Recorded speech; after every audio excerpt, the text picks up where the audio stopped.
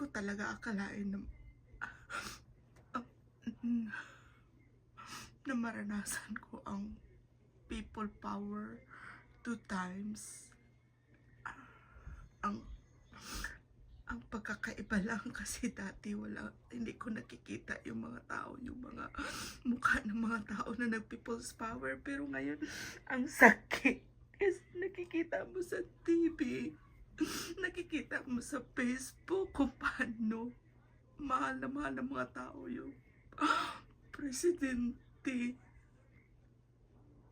Alam mo kung bakit ako talaga kung bakit ako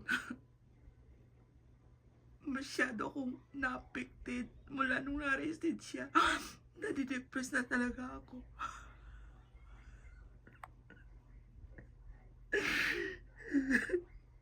Kasi naranasan ko naranasan ko parang ang sarap ng pakiramdam.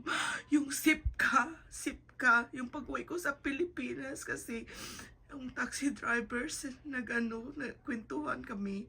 Tapos sabi ng taxi driver, wala daw talagang anomalya sa transportation kasi takot daw yung mga tao kay Tatay Digong. Disiplano disiplina disiplano talaga sila.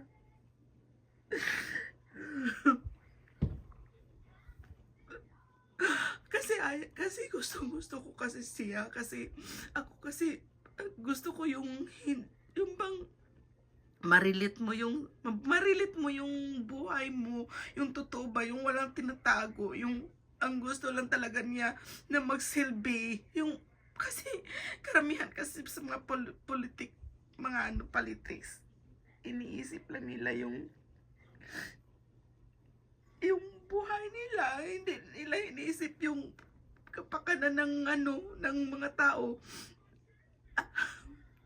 Sa katagal-tagal na ni Tatay Digong na sa politika, yung bahay niya ganun pa rin. Bakit hindi ako masasaktan? Ang dami-dami naghihirap sa Pilipinas. Kung maganda pa lang sana ang Pangulo, siguro hindi ganun magsapra ang mga Pilipino. Tingnan mo yung mga Asian country. Bakit naging sila, naging productive sila. Hindi masyadong naghirap yung mga tao. Kaya masakit sa akin kasi galing ako sa hirap. Gusto ko man lang umaangat ang Pilipinas para naman yung mga pamilya ko, mga kaibigan ko, hindi masyadong nahihirapan sa buhay. Hindi ko nakikita yun sa iba na sa mga politiko. Nakikita ko sa Duterte administration. Kaya talagang ako. Masakit talaga sa akin.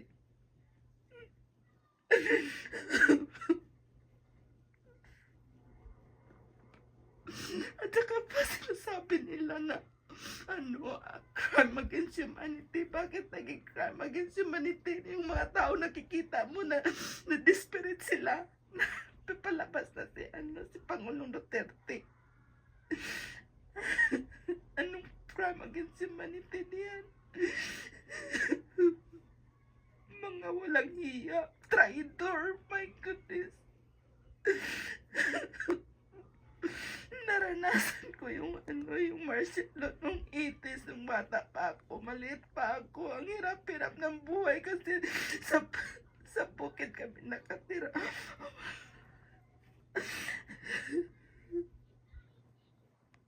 Yun lang